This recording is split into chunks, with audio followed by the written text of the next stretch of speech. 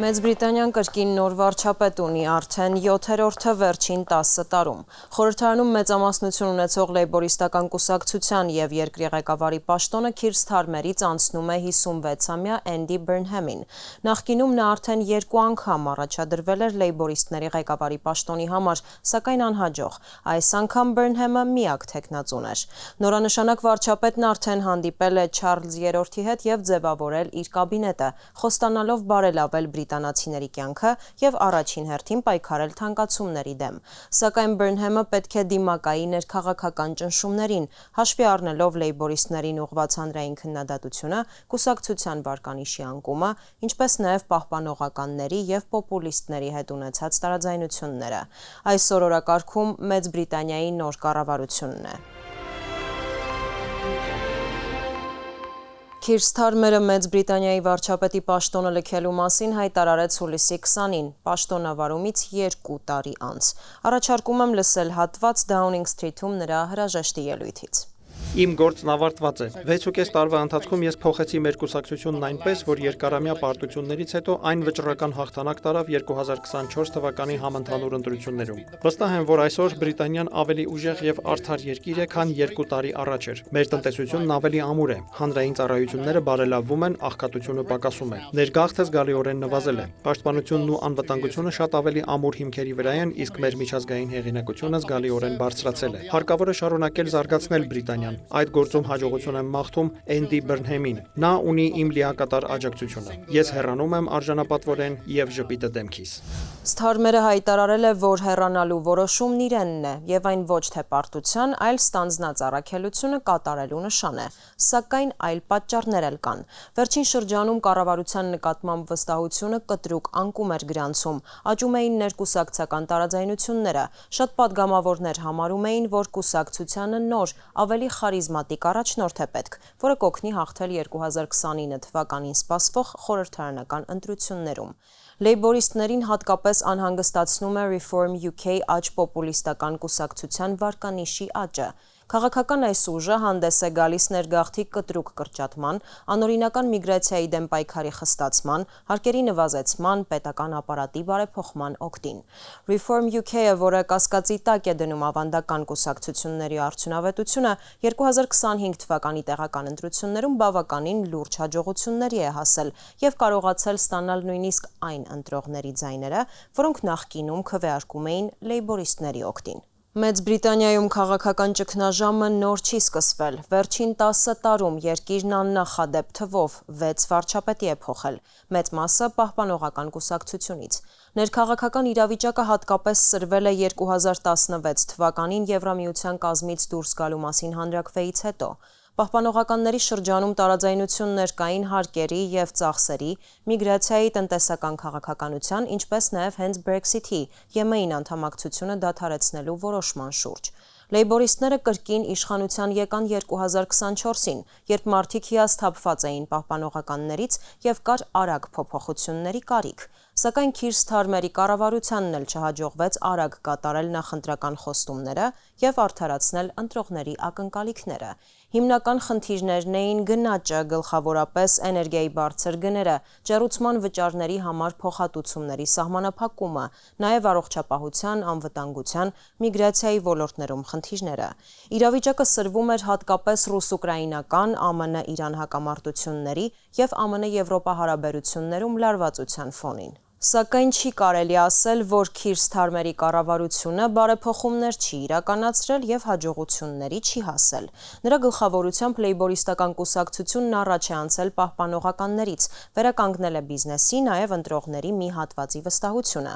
Քովիդից հետո որոշակիորեն բարելավվել է առողջապահական համակարգը։ Քայլեր էին ձեռնարկվում լուծելու միգրացիոն խնդիրները եւ այդ հարցում զգալի առաջընթաց էր գրանցվել։ Սթարմերը նաև նախաձեռնել էր տնտեսական, սոցիալական, աշխատանքային եւ ներդրումային լուրջ ծրագրեր։ Գլխավոր ձեռքբերումներից էր արտաքին քաղաքականությունը։ Նույնիսկ շատ քննադատներ նշում էին, որ Լոնդոնը բավականին վստահ է ներկայանում միջազգային հարթակներում եւ երկրի արտաքին վարկանիշը վերջին տարիների համեմատ կայունացել է։ Սակայն բրիտանացիների հիմնական դժգոհությունն այն էր, որ այս բոլոր ծրագրերն ավելի շատ միտված էին երկարաժամկետ արդյունքի, իսկ մարդիկ պահանջում էին արդյունքներ այստեղ եւ հիմա։ Մինչդեռ ամենամեծ խնդիրը գնաճը գործնականում չէր կարգավորվում, չնայած տնտեսության զարգացման մասին պաշտոնական հայտարարություններին։ Սթարմերի կառավարության քննադատները եւ անգամ լեյբորիստները եւս մեկ լուրջ խնդիր էին առանձնացնում, որը կարող էր նվազեցնել 2029 թվականին կուսակցության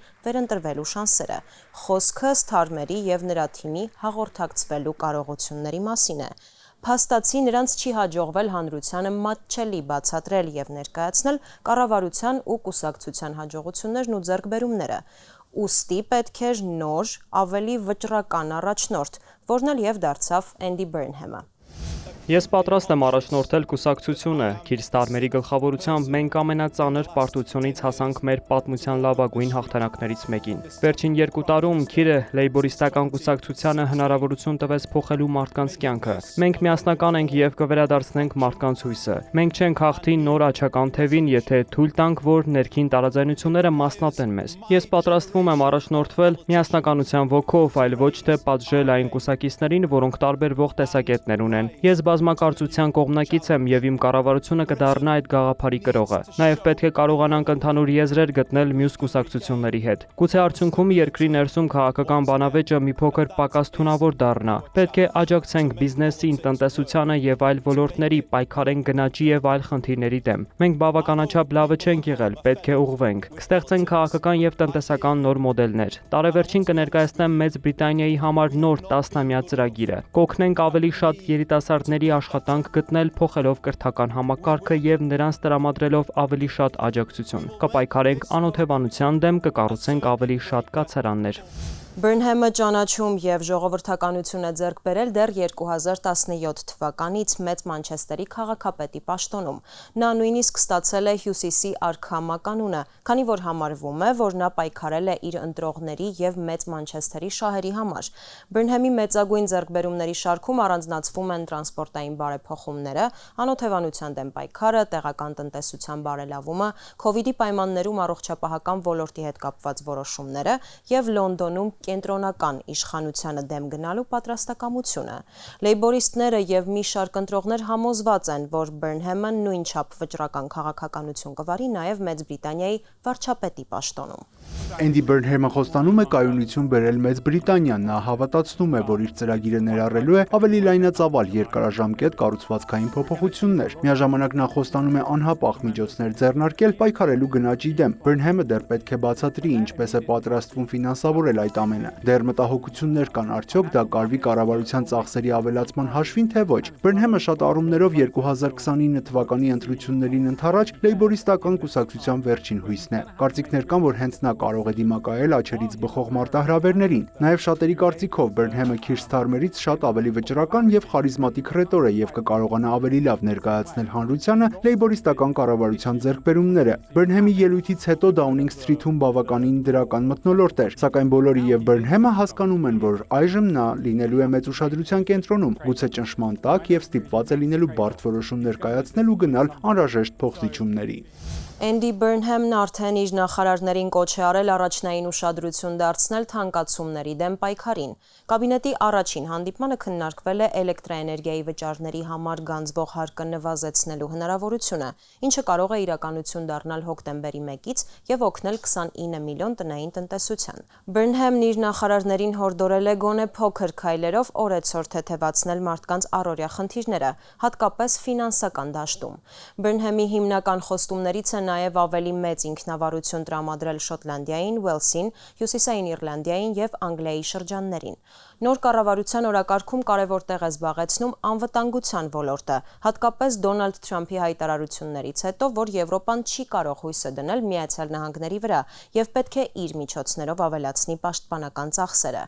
Այս ուղղությամբ հատկանշական է ֆինանսների նախարարի պաշտոնում Ջոն Հիլիի նշանակումը, որը Սթարմերի օրոք հրաժարական էր տվել պաշտպանության նախարարի պաշտոնից, քանի որ դժգոհ էր բանակի եւ նավատորմի ոչ բավարար ֆինանսավորումից։ Պահպանողականներն արդեն պատրաստակամություն են հայտնել այս ոլորտում գործակցել նոր կաբինետի հետ, սակայն նշել են, որ պաշտպանական ոլորտի ֆինանսավորումը չի կարող արվել հարկերի բարձրացման եւ ավելի մեծ պարտքեր կուտակելու հաշվին։ Արտաքին քաղաքական կուրսը կարծես այդքան էլ չի տարբերվելու նախորդ կառավարության քաղաքականությունից։ Առաջին օտարերկրյա առաջնորդները, որոնց հետ վարչապետ Բըրնհեմը հեռախոսազրույցներ է ունեցել, եղել են ԱՄՆ նախագահ Դոնալդ Թրամփը, Ուկրաինայի նախագահ Վոլոդիմիր Զելենսկին եւ Եվրոպական հանձնաժողովի նախագահ Ուրսուլա ֆոն դեր Լայենը։ Նորանշանակ վարչապետը հավատացնում է, որ Ուկրաինային Լոնդոնի աջակցությունը լինելու է անսասան։ Բըրնհեմի նշանակումը գոհացրել է նաև ԱՄՆ նախագահին։ Հեռախոսազրույցից հետո Թրամփը հայտարարել է, որ Բըրնհեմն աջակցում է Հյուսիսային ծովում նավթի եւ գազի արդյունահանման ընդլայնմանը։ Թեև Լոնդոնում այս մասին դեռ որևէ պաշտոնական հայտարարություն չի եղել։ Եթե նման որոշում կայացվի, Բըրնհեմը կարող է բախվել կլիմայական փոփոխության դեմ պայքարող քաղաքական գործիչների եւ ընտրողների քննադատությանը։